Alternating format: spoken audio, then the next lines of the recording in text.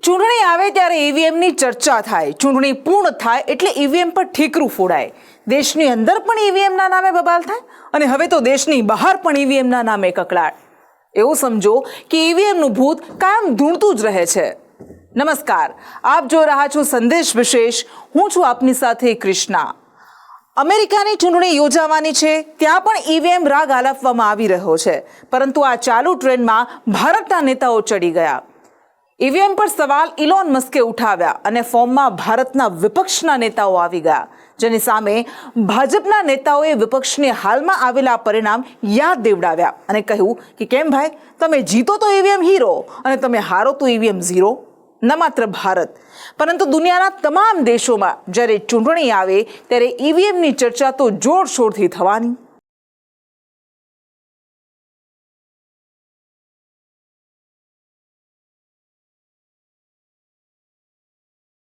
तो मैंने किसी को पूछा, यार ये तो ठीक है आंकड़े वांकड़े, तो मुझे ये बताओ कि ईवीएम जिंदा है कि मर गया.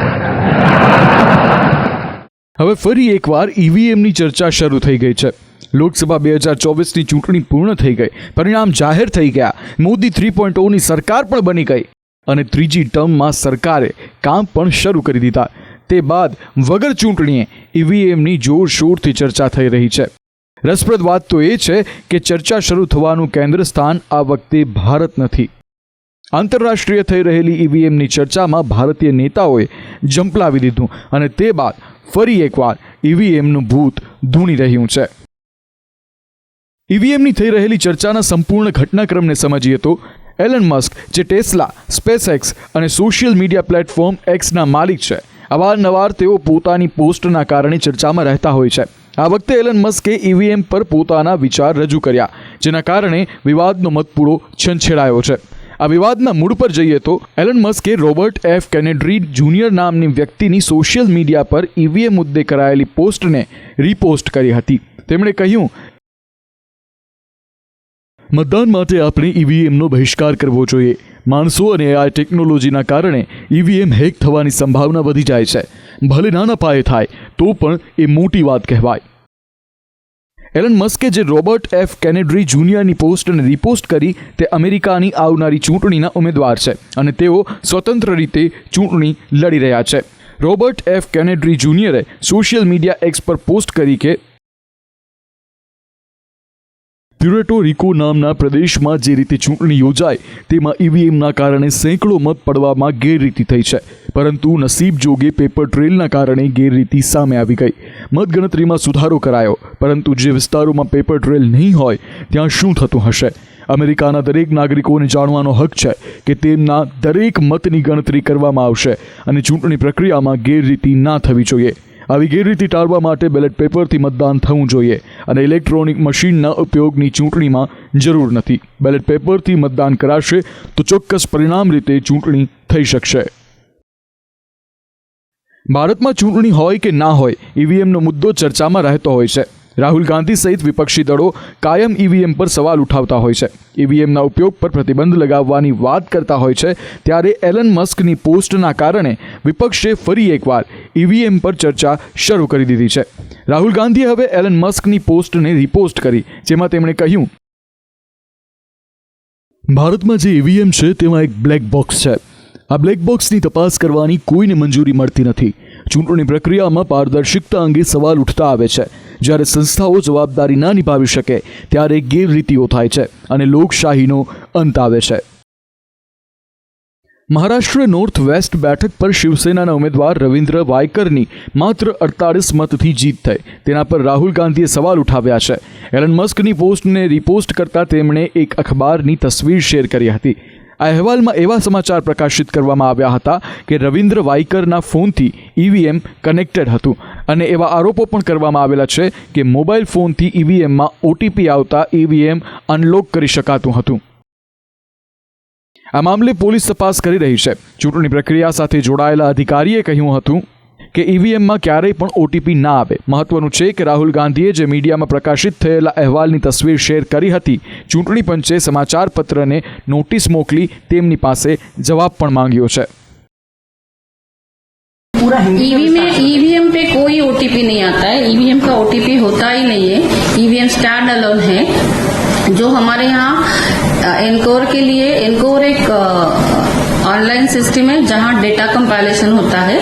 नॉट ओनली डेटा कंपाइलेशन, पूरा जब से इलेक्शन डिक्लेयर होता है हर चीज जो नॉमिनेशंस आते हैं हमारे पास, जो वैलिडली नॉमिनेट होते हैं, फिर जो एफिडेविट है, सब वहां अपलोड करते हैं। तो हर चीज जो इलेक्शन में होती है वो एनकोर पे हम अपलोड करते हैं। तो जो काउंटिंग का डेटा है उसके लिए भी वो यूज करते हैं। तो इसी हिसाब से कुछ लोगों के हर कॉन्स्टिट्यूएंसी में के, हर लोकसभा विधानसभा कॉन्स्टिट्यूएंसी में के जो एआरओ है, सहायक निवडणूक निर्णय अधिकारी, निर्वाचन अधिकारी, उन्होंने अपने अपने ऑफिस के लोगों के नंबर अंडर देयर सिग्नेचर दिए थे, तो उनको हमने अलाउ किया था।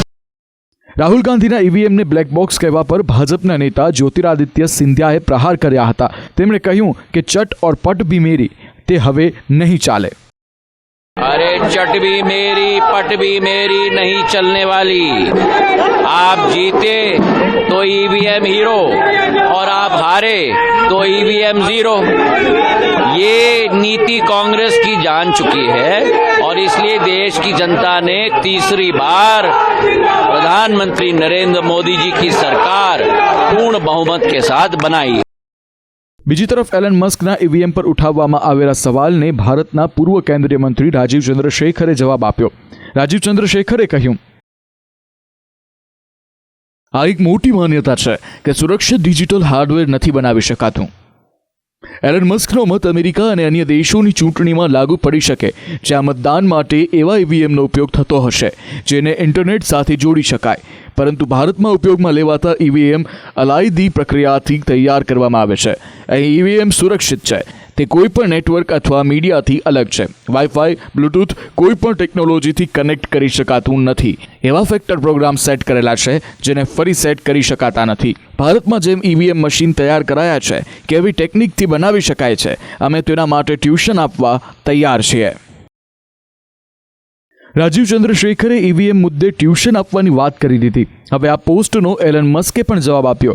તેમણે કહ્યું કે કંઈ પણ હેક કરી શકાય છે। એલન મસ્કના અન્ય દેશની ચૂંટણી માટે કરાયેલી પોસ્ટ પર ભારતની રાજનીતિમાં ઘમાસાણ થયું છે।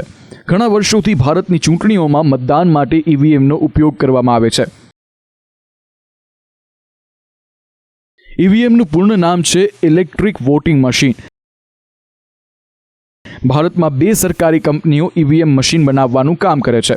ભારત ઇલેક્ટ્રોનિક્સ લિમિટેડ, બેંગલુરુ અને હૈદરાબાદમાં આવેલી ઇલેક્ટ્રોનિક કોર્પોરેશન ઓફ ઇન્ડિયા નામની બંને કંપનીઓ ઈવીએમ બનાવે છે।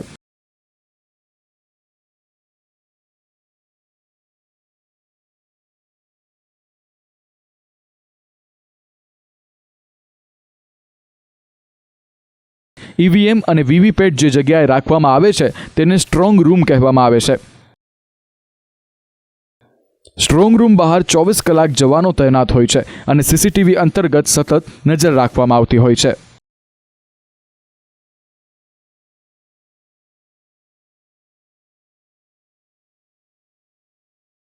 ભારતમાં સૌથી પહેલા વર્ષ 1977માં સરકારી કંપની ઇલેક્ટ્રોનિક્સ કોર્પોરેશન ઓફ ઇન્ડિયાને ઈવીએમ બનાવવાની કામગીરી સોંપાઈ હતી।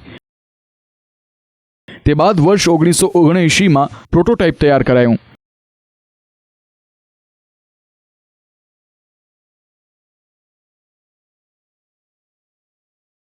6 ઓગસ્ટ 1980ના દિવસે રાજકીય પાર્ટીઓને ઈવીએમ બતાવવામાં આવ્યા। મે 1982માં સૌથી પહેલા કેરળની વિધાનસભા ચૂંટણીમાં ઈવીએમનો ઉપયોગ કરાયો। તે સમયે ઈવીએમથી ચૂંટણી કરવાનો કોઈ કાયદો નહોતો, જેના કારણે મામલો સુપ્રીમ કોર્ટમાં પહોંચ્યો અને ચૂંટણી રદ કરાઈ હતી। સમગ્ર ભારતમાં વર્ષ 2004માં તમામ 543 બેઠકો પર મતદાન ઈવીએમથી થયું। તે બાદ તમામ ચૂંટણીઓમાં ઈવીએમનો ઉપયોગ થતો આવ્યો છે। દેશભરમાં જ્યારે તમામ બેઠકો પર ઈવીએમથી ચૂંટણી યોજાય તે પરિણામમાં કોંગ્રેસ સમર્પિત યુપીએની સરકાર બની। બીજી ટર્મમાં પણ તેમની સરકાર બની અને મનમોહન સિંહ ફરી એકવાર વડાપ્રધાન બન્યા હતા। બંને ટર્મમાં ઈવીએમથી ચૂંટણી યોજાઈ હતી, જેમાં કોંગ્રેસની સરકાર બની। વર્ષ 2014માં પરિણામ બદલાયા અને ભાજપની સરકાર બની। તે બાદથી સતત ત્રીજી ટર્મમાં એનડીએ સરકાર બનાવી। આ સમયગાળામાં કોંગ્રેસ અને અન્ય વિપક્ષી દળો ઈવીએમ પર સવાલ ઉઠાવતા આવ્યા છે, જેની સામે ભાજપ નેતાઓ કહેતા આવ્યા છે કે તેમની હાર થાય છે ત્યારે ઈવીએમ પર હારનું ઠીકણું ફોડવામાં આવે છે અને જીતે છે તો તેનો જવાબ આપી શકતા નથી. ત્રીજી ટર્મમાં INDIA ગઠબંધને 234 બેઠકો પર જીત મેળવી, જેમાં કોંગ્રેસે 99 બેઠકો જીતી. આ અગાઉની ચૂંટણી કરતાં કોંગ્રેસની બેઠકો વધી. NDA ગઠબંધનની બેઠકમાં PM મોદીએ વિપક્ષ પર કટાક્ષ કરતા કહ્યું કે ईवीएम જીવતું છે કે નહીં કે પછી મરી ગયું. 4 जून के नतीजे चल रहे थे, मैं तो अपने काम में कुछ व्यस्त था. बाद में फोन फिर आना शुरू हो गए, तो मैंने किसी को पूछा, यार ये तो ठीक है आंकड़े वांकड़े तो, मुझे ये बताओ कि ईवीएम जिंदा है कि मर गया.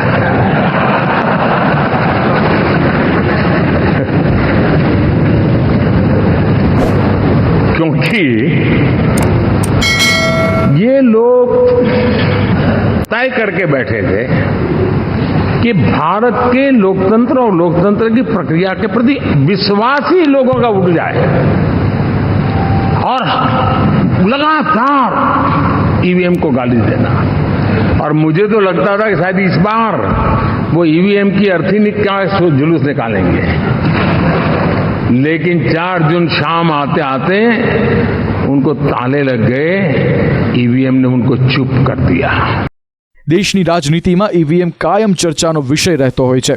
ઈવીએમનું ભૂત કાયમ ધૂણતું જ રહેશે જ્યારે ચૂંટણીની વાત નીકળશે. સ્પેશિયલ રિપોર્ટ, સંદેશ ન્યૂઝ.